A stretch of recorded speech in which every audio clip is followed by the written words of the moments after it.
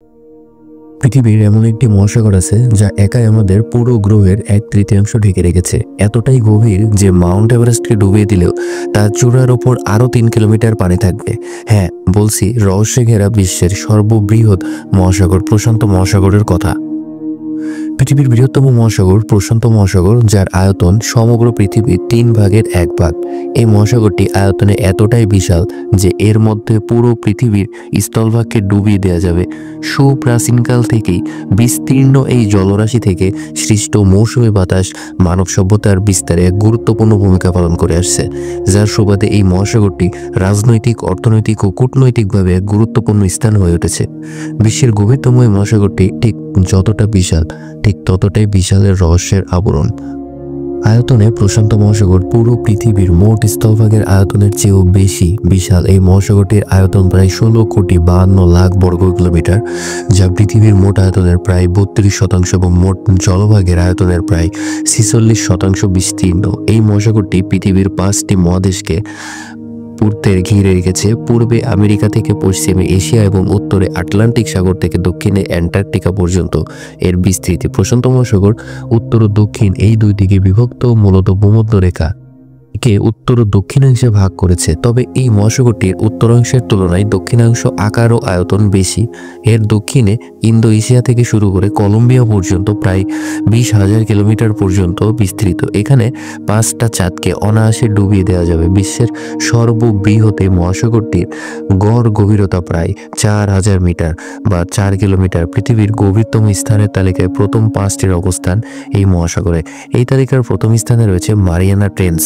Challenger দ্বীপ নামক এই স্থানটির গভীরতা 11,000 মিটারেরও বেশি, অর্থাৎ স্থলভাগের সবচেয়ে উচ্চতম শৃঙ্গ মাউন্ট এভারেস্টকে এর মধ্যে ডুবিয়ে দিলে শৃঙ্গের উপর প্রায় 3 কিলোমিটার পানি থাকবে। তালিকার দ্বিতীয় স্থানে টোঙ্গা ট্রেঞ্চ, যার গভীরতা 10,182 মিটার। তালিকার তৃতীয়, চতুর্থ ও পঞ্চম স্থানে থাকা ট্রেঞ্চগুলোর গড় গভীরতা 10,000 মিটারের বেশি। সব মিলিয়ে এই মহাসাগরটির মোট পানির পরিমাণ প্রায় 71 কোটি ঘন কিলোমিটার। এই পানির তাপমাত্রা মেরুর কাছে -1 ডিগ্রি সেলসিয়াস থেকে শুরু করে বিশ্বব্যাপী অঞ্চলে সর্বোচ্চ 32 ডিগ্রি সেলসিয়াস পর্যন্ত হয়ে থাকে।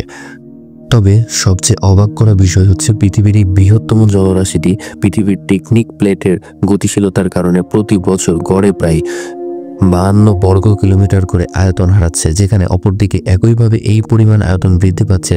আটলান্টিক মহাসাগর, প্রশান্ত মহাসাগর বা প্যাসিফিক ওশানের নাম রেখেছিলেন পর্তুগিজ নাবিক ফার্ডিনান্ডো ম্যাগেলান। তিনি 1519 সালে পর্তুগাল থেকে স্পাইস দ্বীপপুঞ্জের উদ্দেশ্যে যাত্রা শুরু করেন এবং 1521 সাল নাগাদ তার নৌবহর দক্ষিণ আমেরিকার সর্বদক্ষিণ প্রান্ত পেরিয়ে এই মহাসাগরে এসে পড়ে। তবে যাত্রাপথে তার নৌবহর নানা প্রতিকূলতা ও ঝঞ্ঝাটপূর্ণ আবহাওয়া পেরিয়ে যখন এক শান্ত জলরাশিতে এসে পড়ে, তখন নাবিক ফার্ডিনান্ড ম্যাগেলান এই সাগরের পানির স্থিরতা এবং অতি শান্ত দেখে এর নাম দেন মেরি প্যাসিফিকো। পর্তুগিজ এবং স্প্যানিশ উভয় ভাষাতেই যার অর্থ দাঁড়ায় প্রশান্ত মহাসাগর।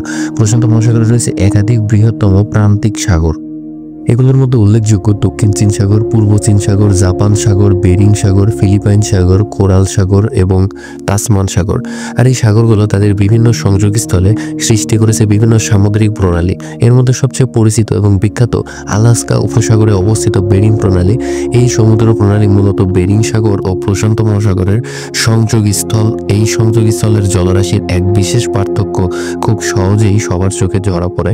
একদিকে হালকা আকাশি রঙের পানি, অপরদিকে গাঢ় নীল পানি। খালি চোখে দেখলে মনে হবে দুইটি জলধারার মাঝখানে যেন এক অলৌকিক শক্তি বাধা হয়ে দাঁড়িয়ে আছে, যেন তারা একে অপরের সাথে মিলতে না পারে। এই ঘটনাটি ঘটে থাকে মূলত দুই সাগরের পানির মধ্যকার ঘনত্বের পার্থক্যের কারণে।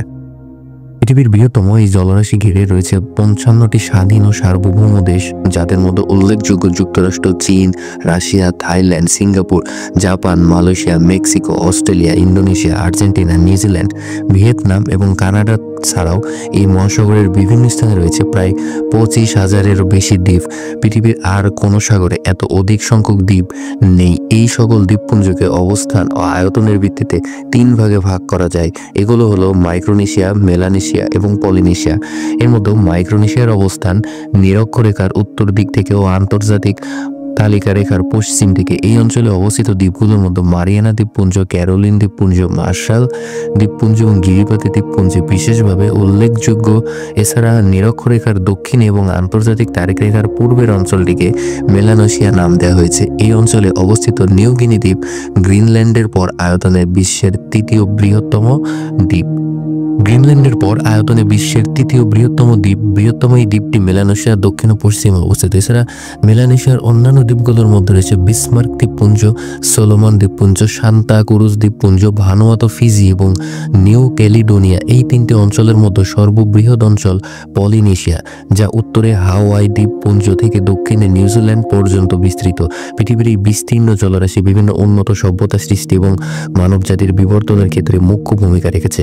আর এই বিবর্তনের যাত্রা শুরু হয় তাইওয়ান দ্বীপের অস্ট্রেনেশিয়ার জাতির দ্বারা। প্রায় 7000 খ্রিস্টপূর্বাব্দে অস্ট্রোনেশিয়ান জাতি সর্বপ্রথম নৌকা আবিষ্কার করে, যার মাধ্যমে তারা দূরান্তে যাত্রা শুরু করে।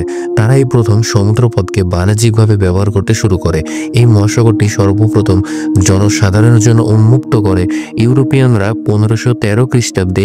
স্পেনীয় নাবিক ভাস্তো নোয়েস বালবো তার সমুদ্রযাত্রায় সর্বপ্রথম এই সাগরটি আবিষ্কার করেন। এরপর থেকে এই মহাসাগরটির বিভিন্ন দ্বীপে ইউরোপীয় ইউনিয়নের উপনিবেশ গড়ে তোলে। তবে বাণিজ্যিক ও রাজনৈতিকভাবে প্রশান্ত মহাসাগর ব্যবহারের সবচেয়ে বেশি প্রসার ঘটে খ্রিস্ট 19বিংশ শতাব্দীতে।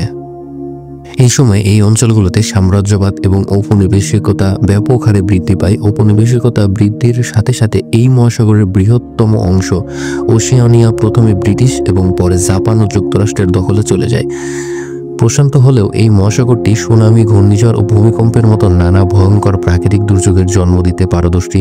পৃথিবীর সবচাইতে সক্রিয় দুটি ট্রপিক্যাল সাইক্লোন বেসিনের অবস্থান এই মহাসাগরের। তবে এই বেসিনগুলো থেকে সৃষ্ট ঝড়গুলোকে অঞ্চলভেদে ভিন্ন নামে ডাকা হয়। এই মহাসাগরের পূর্বে সৃষ্ট ঝড়গুলো হারিকেন, উত্তর পশ্চিমে সৃষ্ট ঝড়কে টাইফুন এবং দক্ষিণ পশ্চিমে সৃষ্ট ঝড়কে নামে ডাকা হয়। এই মহাসাগরে জুড়ে বিস্তৃত রয়েছে প্রায় 40,000 কিলোমিটারের আগ্নেয়গিরির একটি বেল্ট, রিং অফ ফায়ার নামক। এই বেল্টে পৃথিবীর শতকরা প্রায় 75% আগ্নেয়গিরির অবস্থান। এইসব আগ্নেয়গিরির অগ্নুৎপাতের ফলে সৃষ্ট ভূমিকম্পের সংখ্যাও পুরো পৃথিবীর প্রায় 95%।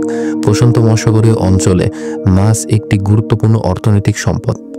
এই মহাসাগরের অগভীর তীরবর্তী অঞ্চল এবং নাদেশি তাপমাত্রা পানিতে হেরিং, সালমন, সেরিং, স্ল্যাপার, শর্টফিশ, টুনা এবং সেলফিশ পাওয়া যায়। উপসাগরের উপকূলীয় অঞ্চলগুলোর বাসিন্দা এই সকল মাছ শিকারের উপর নির্ভর করে জীবিকা নির্বাহ করে থাকে। আপনি জানলে অবাক হবেন, সারা বিশ্বে প্রতি বছর যত সামুদ্রিক মাছ শিকার করা হয় তার শতকরা 70% প্রশান্ত মহাসাগর থেকে শিকার করা হয়। তবে বর্তমানে এই অঞ্চলে অতিরিক্ত মাছ ধরা একটি গুরুত্বপূর্ণ সমস্যা হয়ে দাঁড়িয়েছে, যার ফলে এই সকল প্রজাতির সংখ্যা দিন দিন কমে যাচ্ছে। প্রশান্ত মহাসাগর শুধু একটি জলরাশি নয়, বরং মানব সভ্যতার ইতিহাস, প্রকৃতি আর ভবিষ্যতের সাথে অঙ্গাঅঙ্গিভাবে জড়িত এক রহস্যময় অধ্যায়। এর বিশালত্ব আমাদের শেখায় প্রকৃতির সামনে মানুষ আসলেই কত ক্ষুদ্র। হয়তো আমার এর অজানা রহস্য একদিন পুরোপুরি জানতে পারবো না, তবে এর সাথে আমাদের সহাবস্থান মানবজানের জন্য অপরিহার্য। তাই ছিল বিশ্বের বৃহত্তম মহাসাগর প্রশান্ত মহাসাগরের অজানা কিছু বিষয়। ভিডিওটি ভালো লাগলে লাইক, শেয়ার এবং সাবস্ক্রাইব করতে ভুলবে না।